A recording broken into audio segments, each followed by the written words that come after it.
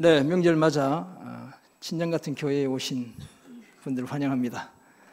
네, 우리 찬양, 아름다운 찬양 감사드리고, 우리 지금 집사님 보여서 그런데 우리 초등학교 교장 선생님으로 승진하신 우리 집사님 한 분 계셔요. 우리 노희순 집사님 계신데 우리 한번 박수로 한번 격려 한번 하겠습니다.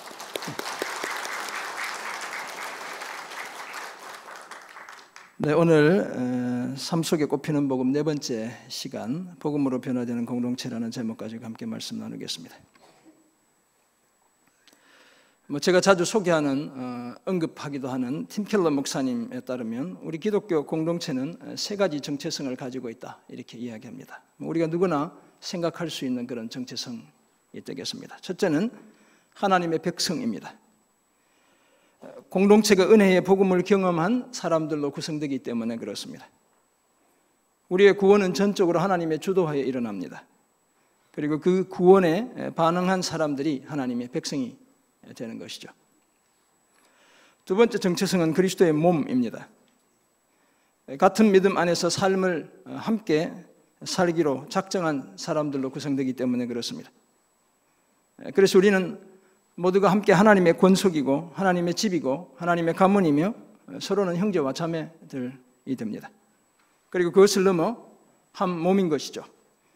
단순한 개체들이 모인 군집이 아니라 일관성을 가진 서로 연결된 유기체가 되었습니다. 또 다른 하나는 성령의 교제입니다. 성령 충만한 공동체는 대안적 사회가 되어 구별된 삶의 모습을 세상에 보여줄 수 있습니다. 사실 초기 기독교는 그런 공동체였던 것이죠. 기독교 공동체는 산 위에 있는 동네입니다. 예수님의 비유에 예수님의 그 산상설교에 나오죠. 또 다른 말로는 언덕 위에 있는 도시라고 이야기할 수 있습니다. 따라서 밝게 빛나서 세상에 하나님의 영광을 보여줄 수 있어야 합니다. 복음이 우리 삶을 어떻게 변화시키는지 세상에 드러내 보여줄 수 있어야 합니다. 그리고 장차 우리가 천국에서 누릴 삶이 어떤 모습인지 세상에 나타내 보여줄 수 있어야 하는 것이죠. 조금 어려운 말로 공생적 성장과 기생적 성장이라는 말이 있습니다. 제가 영어로 된 걸 번역하려고 하다 보니까 이렇게 번역을 해야 될 것 같아요. 둘 이상의 개체가 상호 밀접한 관계를 맺으며 서로 유익하도록 함께 성장해가는 것, 그런 관계를 공생의 관계라고 이야기하잖아요. 그런 성장을 이제 공생적 성장이다, 함께 서로 성장하는 것, 그렇게 이야기할 수 있습니다. 반면 어느 특정 개체가 다른 개체의 희생을 바탕으로 자기만 성장하는 왜곡된 성장은 기생적 성장입니다. 기생충이 그렇게 하는 것이죠. 또 우리 몸에 있는 암세포가 그렇게 하는 것입니다. 그런데 우리는 하나님의 백성이고 그리스도의 몸이고 성령의 교제로 대표되는 이 교회 공동체 안에서 어떤 성장을 추구하고 있는지 우리 자신에게 물어보아야 합니다. 모든 사람이 나에 대해서 노래해 주기를, 내가 듣고 싶은 말만 들려주기를 바라지는 않습니까? 오직 나를 위해 기도해 주고 나의 다양한 필요를 즉시 채워주고 내 얘기에만 집중해 주기를 원하고 있지는 않습니까? 모든 것이 나 중심으로 돌아가야 한다고 생각하고 있지는 않습니까? 만약 그렇다면 우리는 기생적 성장을 추구하는 그런 사람들인 것입니다. 남의 입장은 배려하지 않고 나만 살면 되고 내 위신과 체면만 서면 되는 바로 그런 사람들이죠. 우리가 진정한 그리스도인이라면 당연히 공생적 성장을 추구해야 합니다. 나도 무엇인가를 늘 필요로 하지만 공동체가 함께 성장하며 유익을 얻도록 기꺼이 나 자신의 필요를 포기할 수 있어야 합니다. 심지어 공동체를 위해 나를 내어줄 수 있어야 하는 것이죠. 그렇다면 한없이 이기적인 우리가 어떻게 하면 우리 자신과 우리가 속한 공동체가 함께 유익을 얻게 할 수 있을까요? 어떻게 하면 기생적 성장이 아니라 공생적 성장을 추구할 수 있는 것일까요? 당연히 복음으로 끊임없이 변화되어져야 합니다. 그리스도의 복음으로 충만해야 하죠. 성육신과 십자가로 대표되는 복음의 정신에 붙들려 살아야 합니다. 그래야 우리는 도시 속에 그리스도인으로 살며 복음으로 새롭게 된 마음을 가지고 우상을 멀리하며 함께 그리스도의 장성한 분량에까지 성장할 수 있습니다.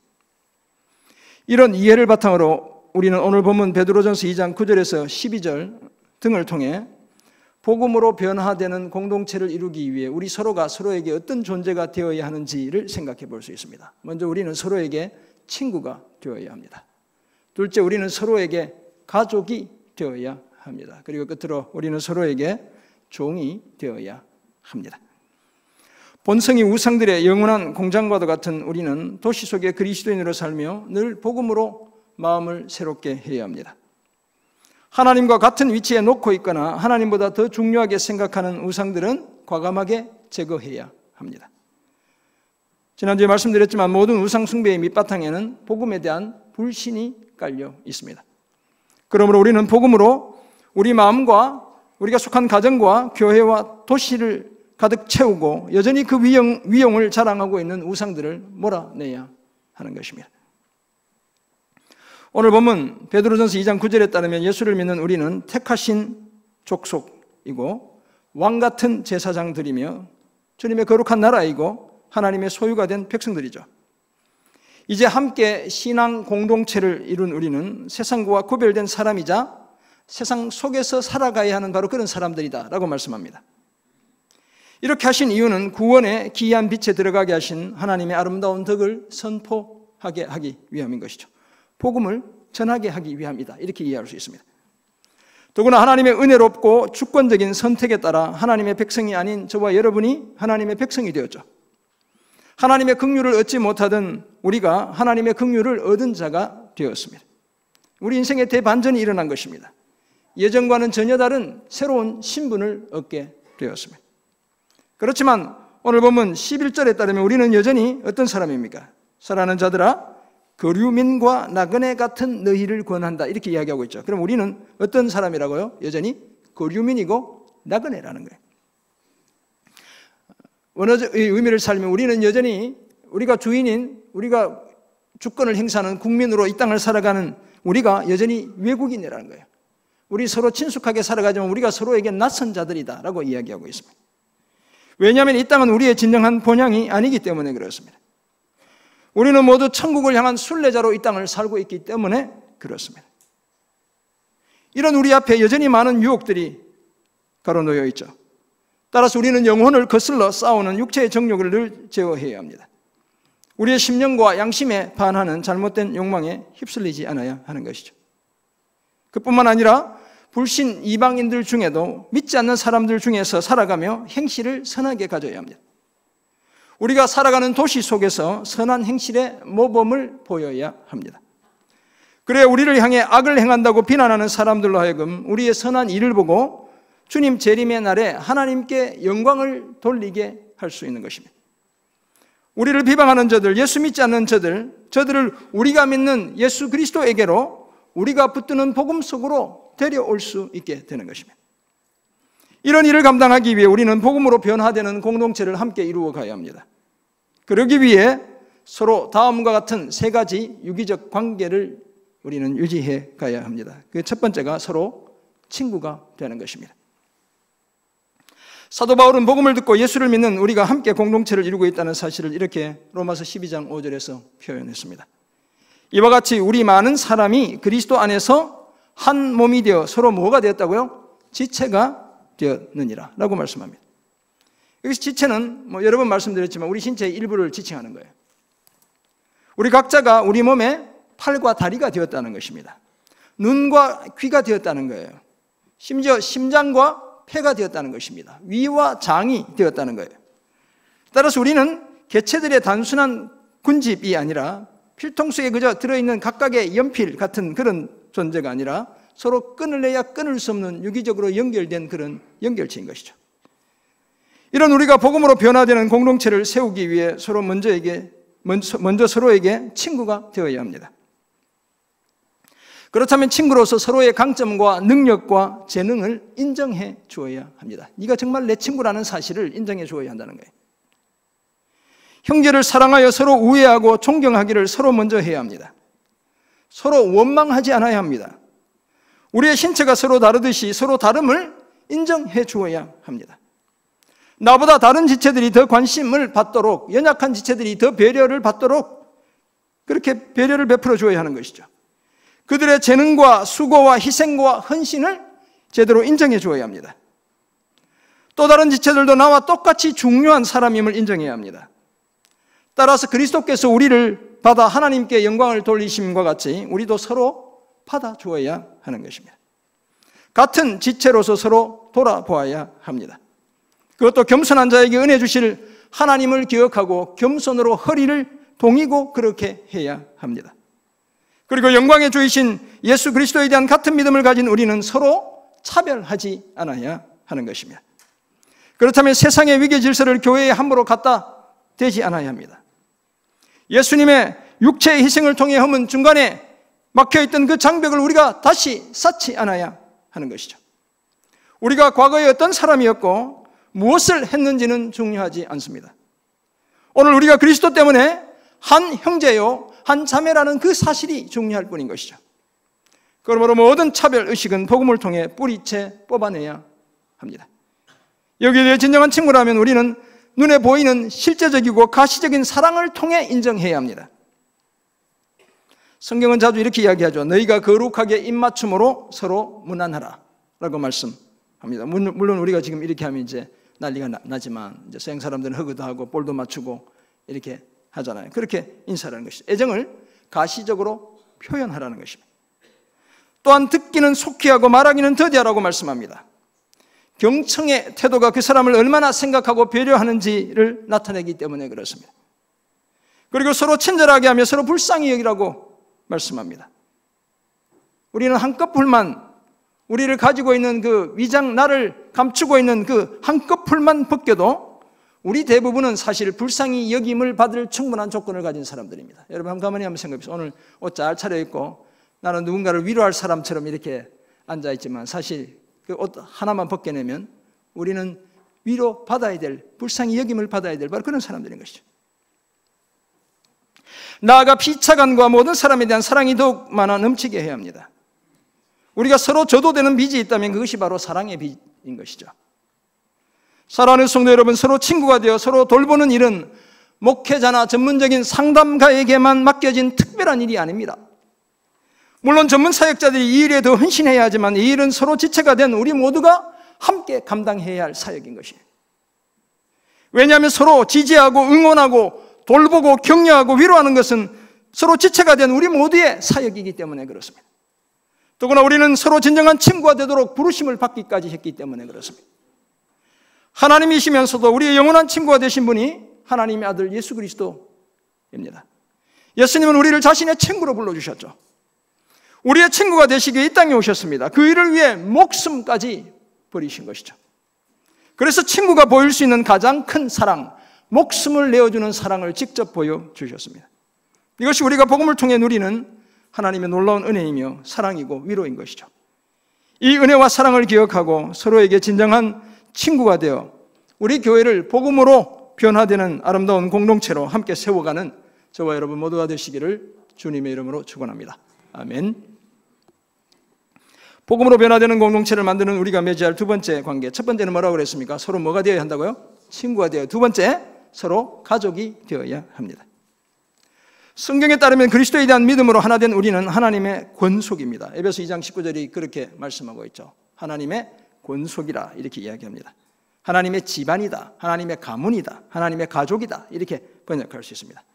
가족의 또 다른 말은 식구죠. 식구는 한자로 쓰면 밥식 또는 먹을식 입구잖아요. 같은 집에 살면서 끼니를 함께 해결하는 사람들이 식구예요. 가족인 것이에요. 근데 오늘 우리가 가족인데 점심이 제공되지 않아 죄송합니다. 이번 주만 참으시고 다음 주에는 점심이 제공될 거예요. 그리스도의 복음은 혈연과 지연과 학연을 뛰어넘고 우리를 한 가족이 되게 했습니다. 하나님 가문의 형제와 자매가 되게 한 것이죠. 그렇다면 가족으로서 우리는 먼저 서로의 공간과 시간과 물건을 공유해야 합니다. 가족은 모든 것을 다 공유하잖아요. 한 장소에서. 그 일환으로 형제를 사랑하여 서로 우애하고 존경하기를 서로 먼저 해야 합니다. 아무런 원망 없이 서로 대접하기를 힘써야 합니다. 기회 있는 대로 믿음의 가정들에게 더욱 착한 일을 해야 합니다. 스페이스 클라우드라는 회사 이름 들어보신 분, 우리 젊은 분들은 들어보신 분들 계실 텐데 스페이스 클라우드와 같이 공유 공간 서비스를 제공하는 업체들이 있습니다. 빈 사무실을 필요한 사람들에게 유료로 돈을 받고 제공해주는 그런 사업을 하는 것이죠. 특정 공간이 나만의 공간이 아니라 다른 사람의 공간이기도 하다는 철학이 그 사업의 밑바닥에 깔려 있습니다. 복음으로 변화되는 공동체를 꿈꾼다면 우리는 우리의 공간이 내 것일 뿐 아니라 남의 것이기도 하다는 사실을 인정해야 합니다. 그래서 교회 안에 내 부서, 내 사무실 이런 개념들이 좀 무너져야 하는 것이죠. 왜냐하면 내가 가진 모든 것이 하나님의 것이고 나는 그것을 잠시 빌려 쓰고 있기 때문에 그렇습니다. 그러므로 내 삶의 공간에 다른 지체들을 적극적으로 초청해야 하는 것입니다. 뿐만 아니라 우리가 진정한 가족이라면 시간을 공유해야 하는 것이죠. 가족들과 얼마나 많은 시간을 보내요 우리가. 함께하는 시간을 가장 큰 사랑으로 여기는 사람들이 적지 않습니다. 그리고 우리가 진정한 가족이라면 쓰는 물건을 같이 공유하는 거예요. 몸으로 도와줄 뿐만 아니라 그래서 금전적인 도움을 주기도 해야 하는 것입니다. 거기다 진정한 가족이라면 서로의 필요와 문제를 공유해야 합니다. 다른 사람의 약함을 도우려고 하면서 정작 자신의 약함을 숨기며 도움받기를 거부하는 것은 일종의 위선이에요. 내가 남을 도울 수 있는 것처럼 생각하고 나도 도움을 받아야 하는 존재임에도 불구하고 도움받기를 거부하고 버티는 것, 이것은 위선이라는 거예요. 다른 사람에게 아무런 대가도 바라지 않고 도움을 주거나 그 반대로 다른 사람으로부터 수치심 없이 도움을 받아들이는 일에는 복음으로 변화된 마음이 필요해요. 우리 중에 전혀 도움을 줄 수 없는 사람이나 전혀 도움이 필요하지 않은 사람은 한 사람도 없습니다. 천상천하의 유아독전, 이건 믿음의 공동체 안에 통하지 않는 말이라는 거예요. 독불장군, 이건 믿음의 공동체 안에 필요하지 않습니다. 하나님은 우리를 태생적으로 서로 돕고 의지하는 존재가 되게 하셨습니다. 그래서 우리는 서로의 필요와 문제까지 같이 나누어야 하는 것입니다. 여기에다 서로 신앙과 생각과 영성을 공유해야 합니다. 따라서 피차 가르치고 권면해야 하는 것이죠. 시와 찬송과 신령한 노래들로 서로 화답해야 합니다. 오늘 우리 아름다운 찬양, 이 찬송가를 편곡한 내용이 울려 퍼지니까 우리가 서로 신앙의 일치가 이루어지잖아요. 저 아름다운 곡을 통해 내 신앙이 고백되고 주님의 은혜가 경험되는, 그죠? 시와 찬송과 신령한 노래들로 서로 화답하는 것입니다. 서로 마음을 같이 하고 같은 뜻으로 온전히 합해야 합니다. 일치된 생각과 마음을 복음 안에서 개발해야 합니다. 우리 서로 비뚤어진 다른 틀어진 마음을 일치되게 하는 일들을 복음 안에서 계속 해나가야 하는 것이죠. 성경을 중심으로 서로 가르치고 배우는 일을 멈추지 않아야 합니다. 서로 기도하고 함께 하나님을 찬양해야 합니다. 함께하는 경건 훈련의 과정을 통해 더 깊은 믿음의 일치를 보여야 합니다. 그래서 여러분 제자 훈련도 받고 사역 훈련도 받고 전도 폭발도 하고 영광 아카데미 참여해야 돼요. 이 모든 일들을 통해 우리가 서로 믿음의 일치를 이루게 되는 거예요. 그것도 더 깊이 있게. 왜냐하면 우리는 그리스도 안에서 서로에게 진정한 가족이기 때문에 그래요. 사랑하는 성도 여러분, 예수님은 하나님의 맏아들이시죠. 우리는 예수님의 형제 자매들입니다. 예수님은 우리를 자신의 형제와 자매로 부르시는 것을 전혀 부끄러워하시지 않으셨습니다. 친히 우리의 형제가 되셔서 자신의 모든 것을 다 공유해 주셨죠.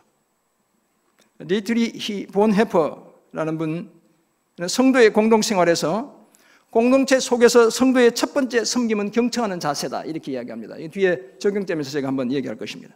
두 번째 섬김은 기꺼이 다른 사람을 돕는 것, 경청하는 것과 돕는 것, 이것이 공동체 속에서 성도의 섬김의 두 가지 큰 종류다, 이렇게 이야기하는 것입니다. 그리 중요하지 않아 보이는 사소한 일을 겸손하게 도와주는 것이 성도들이 감당해야 할 소중한 섬김의 자세라고 말하고 있습니다. 그러므로 그리스도 안에서 우리가 한 가족이 되었다면 이런 섬김을 방해하는 것이 무엇인지 한번 생각해 보아야 합니다. 강도 만난 자를 지나쳤던 제사장이나 레위인들처럼 우리가 하고 있는 긴급하거나 중요한 일에 몰두한 나머지 우리 지체들의 절박한 필요를 그냥 지나쳐 버릴 수 있는 것이죠. 어쩌면 우리가 드리는 이 예배가, 어쩌면 여러분이 각자 돌아가서 성경을 읽고 기도하는 일이 우리를 그렇게 만들 수 있습니다. 그렇게 되면 우리는 결국 주님으로부터 외식하는 서기관과 바리새인이 되고 마는 것입니다. 정말 우리가 한 가족이라면 공간과 시간과 물건을 서로 기꺼이 나누어 쓸 수 있어야 합니다. 서로의 필요와 문제를 공유하고 서로 민감하게 반응해 줄 수 있어야죠. 당연히 신앙과 생각과 영성도 함께 나누어야 합니다. 서로 한 가족이라는 사실을 기억하고 복음이 주도하는 이런 복되고 아름다운 삶을 힘쓰는 저와 여러분 모두가 되시기를 주님의 이름으로 축원합니다. 아멘. 복음으로 변화되는 공동체를 만드는 우리가 맺어야 할 마지막 관계. 첫 번째 뭐라고 그랬어요? 서로 친구가 되고, 둘째 가족이 되고, 마지막으로 뭐? 종이 되어야 한다는 것입니다. 쉽죠 오늘? 네. 복음은 우리가 속한 공동체를 새롭게 변화시킵니다. 우리를 택하신 족속이고 왕같은 제사장들이고 거룩한 나라이고 하나님의 소유가 된 백성들이 되게 하죠. 이 공동체의 그림을 그려내고 있는 거예요. 사실 서로 친구와 가족이 되게 하고 서로를 섬기는 종으로서의 역할을도 기꺼이 감당하게 합니다. 그렇다면 우리는 책임지는 자세로 섬겨야 합니다. 정말 우리가 서로에게 종이라면 책임지는 자세로 섬길 필요가 있다는 것입니다. 거짓을 버리고 각각 그 이웃과 더불어 참된 것을 말해야 합니다. 왜냐하면 우리가 서로 지체이기 때문이에요. 내 팔에 또는 내 다리에 내 입이 거짓말하면 다 알죠. 그럴 수는 없는 것이잖아요. 서로를 깊이 신뢰한다면 우리는 기꺼이 우리의 약함과 허물도 서로 고백하며 서로 위로해야 합니다. 피차 권면할 때 죄의 유혹으로부터 내 마음이 완고해지는 것을 피할 수 있습니다. 거기에다 선함과 지식을 가지고 서로 권해야 합니다. 로마서 15장 14절에서 이 권하다는 것은 타이르다는 의미가 있어요. 잘못을 지적하다는 의미가 있는 것이죠. 사랑의 마음으로 잘못을 지적하고 타이를 수 있어야 합니다. 그리고 항상 사랑 안에서 참된 것을 말해 주어야 하는 것입니다. 서로에게 종된 우리는 책임지는 자세로 섬길 뿐만 아니라 용서와 화해를 통해 섬겨야 합니다. 공동체 안에서 우리는 결코 서로를 포기하지 않아야 합니다. 서로 용서하고 관계 회복을 이루는 일에 너무 지쳐하지 않아야 합니다. 서로 겸손하고 온유한 태도를 유지해야 하고 오래 참음으로 사랑 가운데 서로 용납해야 합니다. 그렇다면 크고 작은 짜증거리, 불편함에 대해 인내하고 관용해야 합니다. 뿐만 아니라 서로 노엽게 하거나 서로 투기하지 않아야 한다고 갈라디아 5장 26절이 말씀합니다. 누군가를 노엽게 한다는 것은 내가 우월의식을 가지고 그 사람을 멸시하고 업신여기기 때문에 노여움이 반응으로 되돌아오는 것이죠. 반대로 투기한다는 것은 내가 열등감을 가지고 그 사람을 부러워하기 때문에 생기는 감정들이죠. 이 두 가지 태도 모두 갈등을 키워냅니다. 관계가 삐걱거리게 해요. 당연히 이런 일을 멀리해야 하는 것입니다. 그리고 진정한 종이라면 나의 유익이 아니라 서로의 유익을 섬기는 것입니다. 서로 돌아봐 사랑과 선행을 격려해야 합니다. 자기를 기쁘게 하기보다 다른 사람을 기쁘게 해야 합니다. 오직 사랑으로 서로 종노릇해야 하죠. 내 주변의 필요를 의도적으로 살펴보고 그 필요를 진정한 사랑으로 채워가야 하는 것입니다. 너무 교만해서 공동체가 필요하지 않다고 말하거나 공동체를 그저 나의 필요를 채워주는 대상 정도로만 생각하지 않아야 합니다. 이 공동체는 내가 도움을 받아야 할 자리인 동시에 나의 도움을 필요로 하는 곳이라는 사실을 우리는 잊지 않아야 합니다. 늘 교회에 오면서 누가 나를 이해해 주지 않아, 나를 주목하지 않아, 나를 무시하는 것 같아, 이렇게만 생각하지 말고 그렇게 생각하는 또 다른 많은 주목받아야 할 사람이 있다는 사실을 우리가 같이 기억해야 하는 것입니다. 공동체 안에서 나만 성장할 것이 아니라 함께 성장해가는 기생적 성장이 아니라 공생적 성장을 우리는 늘 같이 꿈꿔야 합니다. 따라서 나와 어긋난 사람이 있다면 내가 먼저 다가가야 하죠. 내가 먼저 손을 내밀어 깨어진 관계를 회복해야 합니다. 화해의 과정을 시작할 책임이 상대방이 아니라 나에게 있습니다. 누가 더 큰 책임이 있는지는 별로 중요하지 않습니다. 제가 늘 그렇게 말씀드렸죠. 우리 아내랑 제가 싸우면 누가 잘못했다고 말한다고 그랬어요. 제가 늘 먼저 잘못했다고 그래요. 어떤 싸움이 일어나도 제가 늘 잘못했다고 이야기해요. 그리고 일단 싸움을 종결시킨 다음에 하루나 이틀 지나면 이제 제 논리를 이야기합니다. 그래서 이건 당신이 잘못했지만 내가 그때 잘못했다고 얘기한 거야. 네, 못 듣죠? 네. 근데 싸우지 않아요, 이제는 더. 누가 더 큰 책임이 있는지는 별로 중요하지 않아요. 그래서 우리 아내가 이제 안 속으려고 막 그러는데 그래도 늘 속아요.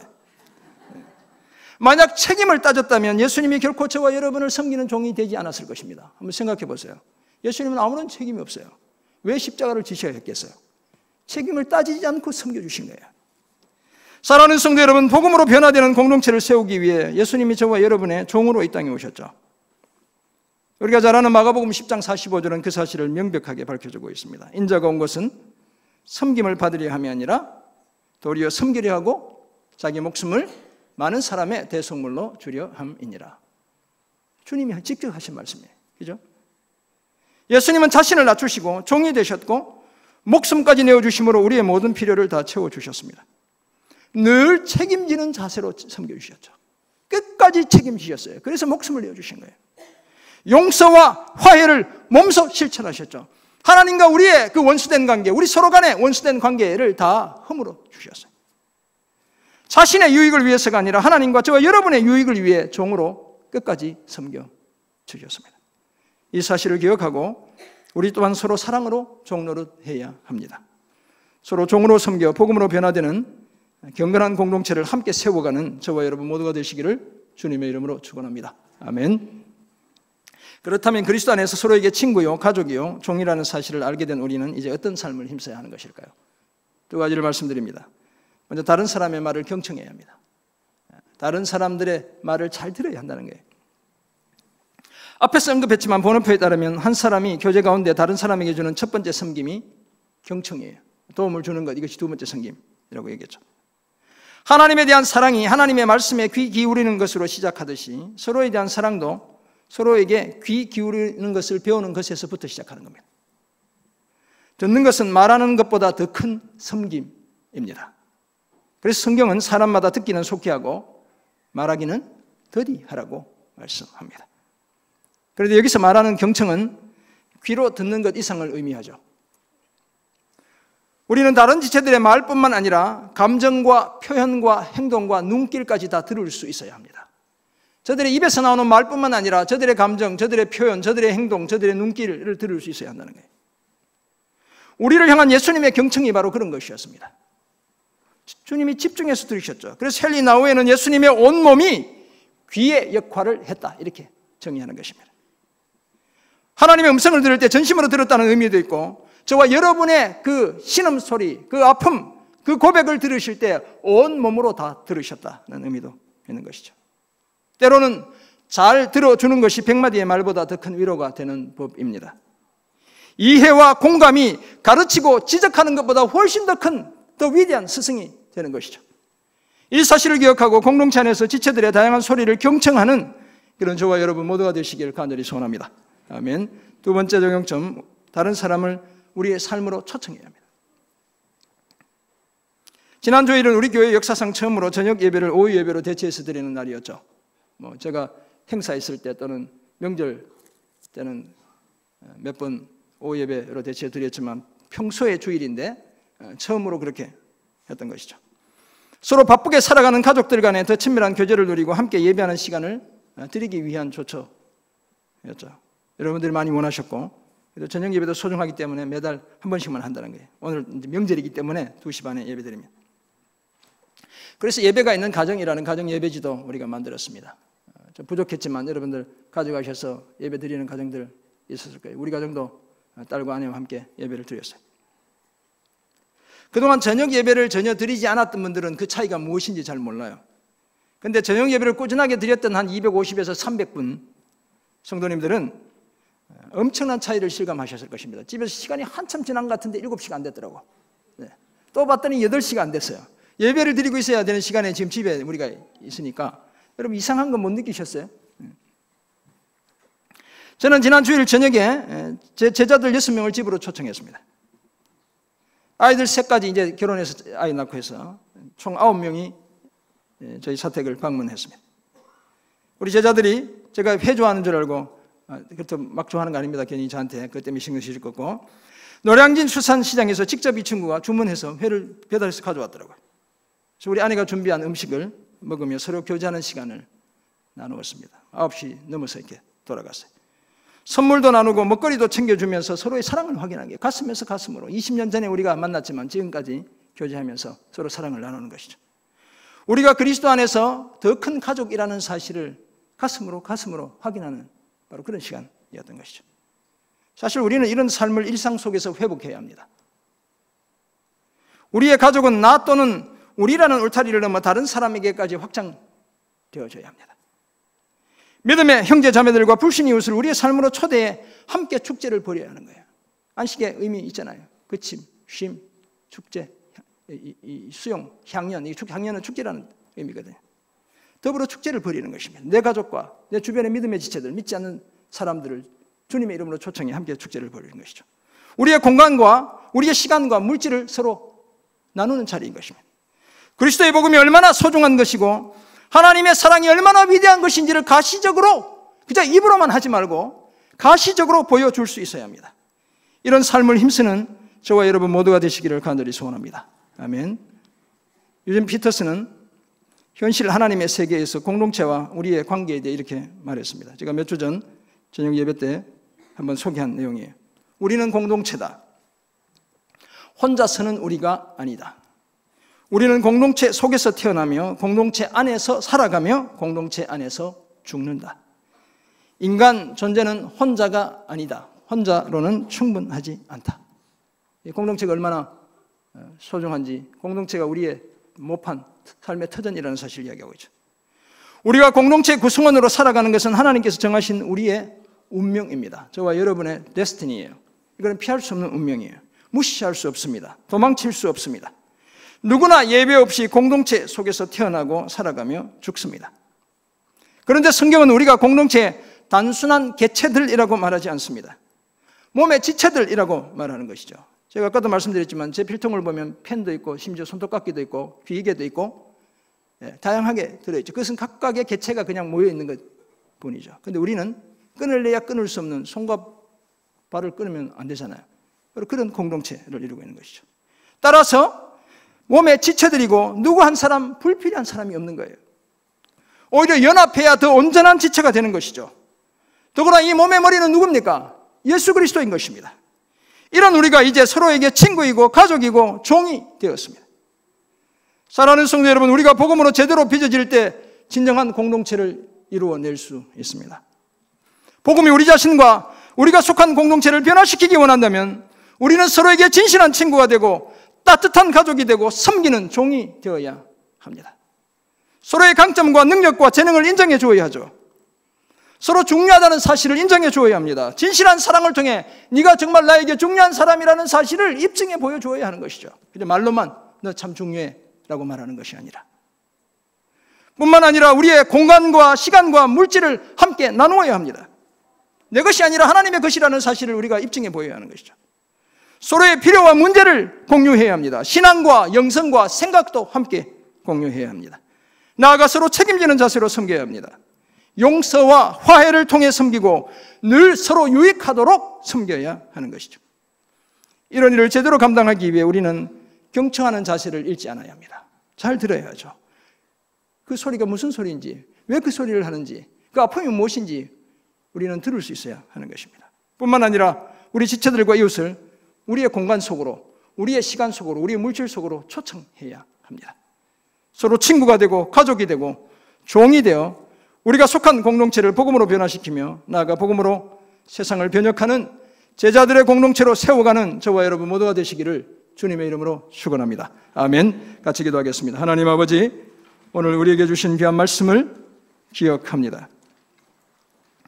복음으로 변화되는 아름다운 공동체 함께 이루어가는 우리 모두 되게 하여 주옵소서. 그 꿈꾸며 우리는 서로에게 진실한 친구 되게 하옵소서. 따뜻한 가족 되게 도와주옵소서. 마음껏 섬기는 신실한 종으로 그 옆에 서 있는 우리 모두 되게 하여 주옵소서. 그래서 하나님 복음으로 이 세상을 변혁해가는 제자들의 공동체로 우리 교회 우뚝 일어서는 은혜와 축복 주여 허락해 주옵소서. 감사드리며 존귀하신 예수 그리스도의 이름으로 기도드립니다. 아멘.